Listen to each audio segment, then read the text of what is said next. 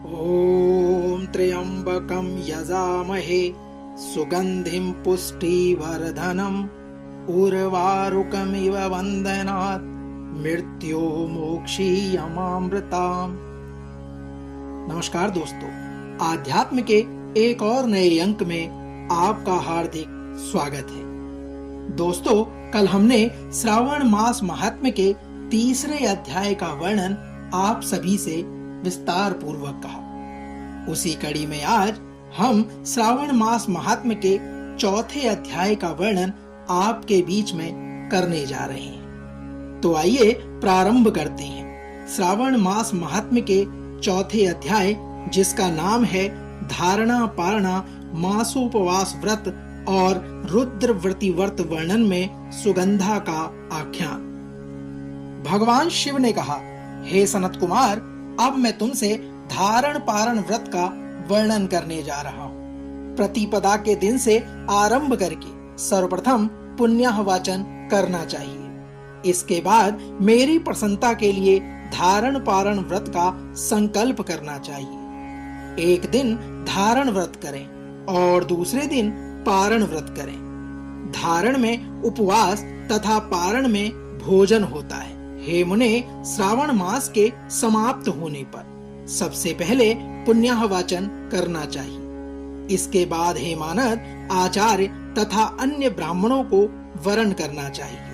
तत्पश्चात माँ पार्वती तथा भगवान शिव की सर्वण निवृत्ति प्रतिमा को जल से भरे हुए कुंभ पर स्थापित कर रात में भक्ति पूर्वक पूजन करना चाहिए तथा पुराण श्रवण आदि के साथ रात भर जागरण करना चाहिए। भगवान शिव आगे कहते हैं, हे सनत कुमार, प्रातःकाल अग्नि स्थापन करके विधि पूर्वक होम करना चाहिए। त्र्यंबकम इस मंत्र से तिल मिश्रित भात की आहुति डालनी चाहिए। उसी प्रकार शिव गायत्री मंत्र से घृत मिश्रित भात की आहुति डालनी चाहिए और पुनः षडाक्षर मंत्र से खीर की आहुति प्रदान करनी चाहिए।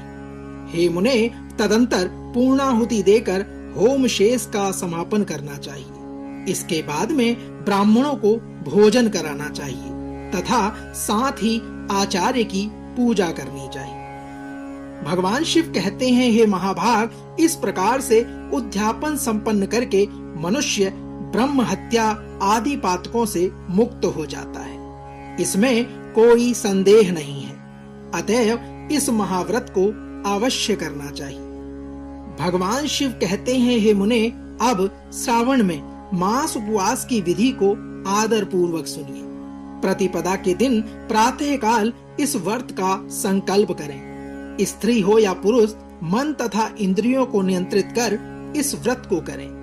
अमावस्या तिथि को लोक का कल्याण करने वाले वृषध्वज शंकर की अर्चना पूजा षोडश उपचार से करें।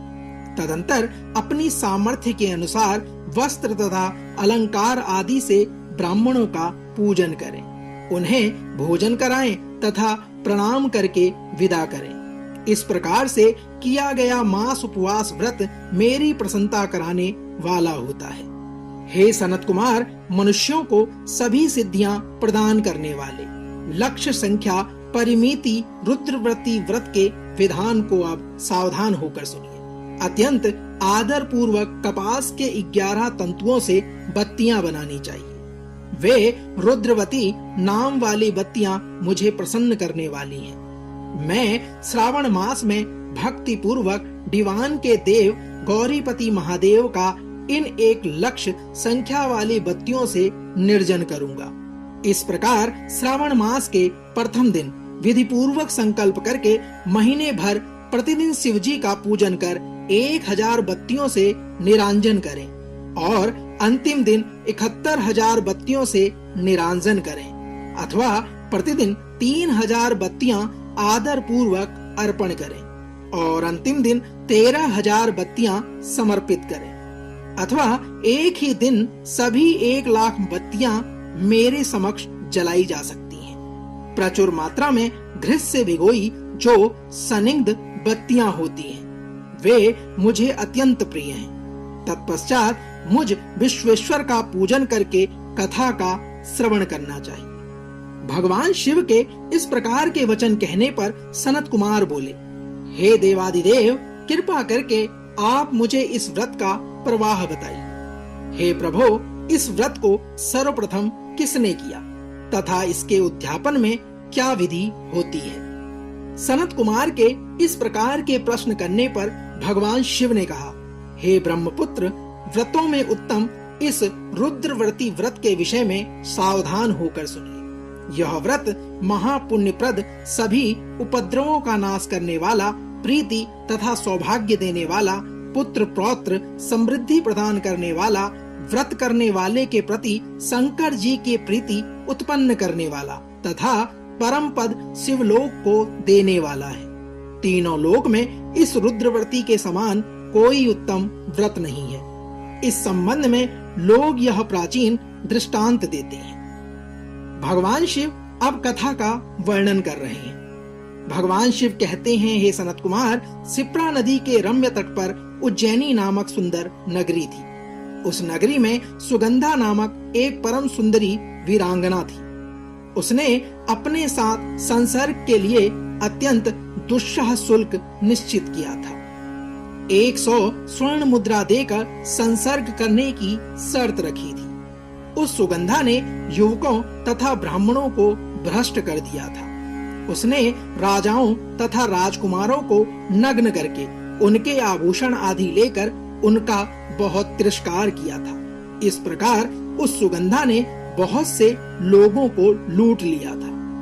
भगवान शिव कहते हैं, उसके शरीर की सुगंध से कोस भर का स्थान सुगंधित रहता था। वह पृथ्वी तल पर रूप, लावण्य और कांति की मानो निवास स्थली थी।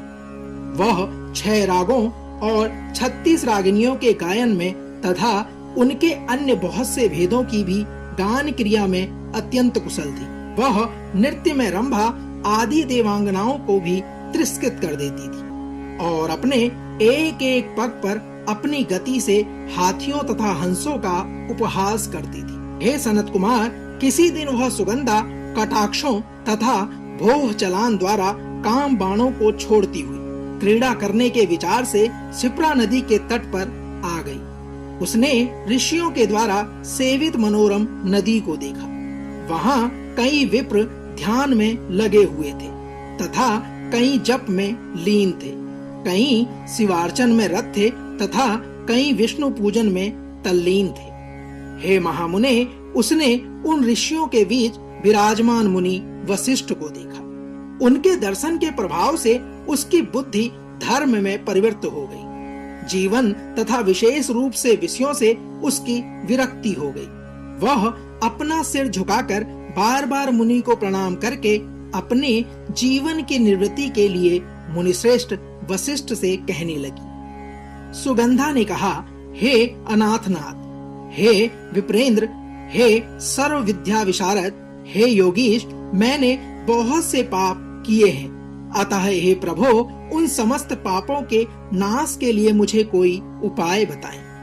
भगवान शिव ने कहा, हे सनत कुमार, उस सुगंधा के इस प्रकार कहने पर वे दीन वत्सल मुनि वशिष्ठ अपनी ज्ञान दृष्टि से उसके कर्मों को जानकर आदर पूर्वक कहने लगे। गुरु वशिष्ठ ने कहा, तुम सावधान होकर सुनो। जिस पुण्य से तुम्हारे पाप का पूर्ण रूप से नाश हो जाएगा, वह सब मैं तुमसे अब कहने जा रहा हूँ। हे भद्रे, तीनों लोकों में विख्यात वाराणसी में जाओ। वहां जाकर तीनों लोकों में दुर्लभ महान पुण्य देने वाले तथा शिव के लिए अत्यंत प्रीतिकर रुद्रवती नामक व्रत को उस क्षेत्र में करो।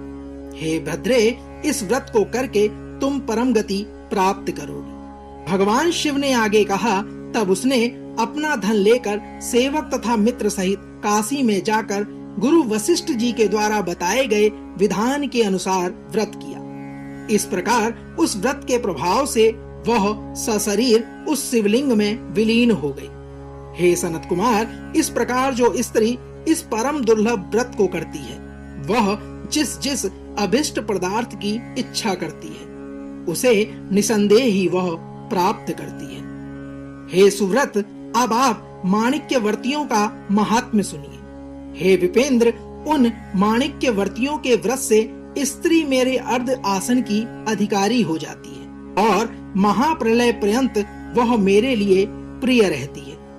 अब मैं इस व्रत की संपूर्णता के लिए उद्यापन का विधान बताऊंगा। चांदी की बनी हुई नंदीश्वर की मूर्ति पर आसीन स्वर्णमयी भगवान शिव की पार्वती सहित प्रतिमा को कलश पर स्थापित करना चाहिए और विधि के साथ पूजन कर रात्रि में जागरण करना चाहिए। इसके बाद प्रातः काल नदी में निर्मल जल से विधि पूर्वक स्नान करके 11 ब्राह्मणों सहित आचार्य का वरण करना चाहिए।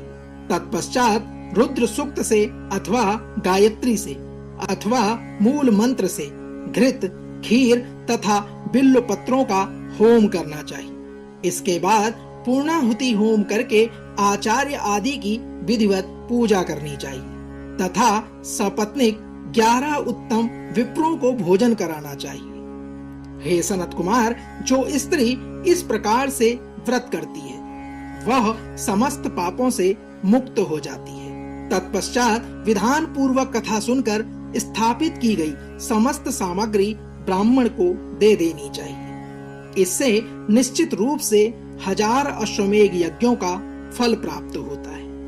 दोस्तों, इस प्रकार श्री स्कंद पुराण के अंतर्गत ईश्वर सनत कुमार संवाद में श्रावण मास महात्म्य के धारणा पारणा मासोपवास रुद्रवर्ती कथन नामक चौथा अध्याय पूर्ण हुआ।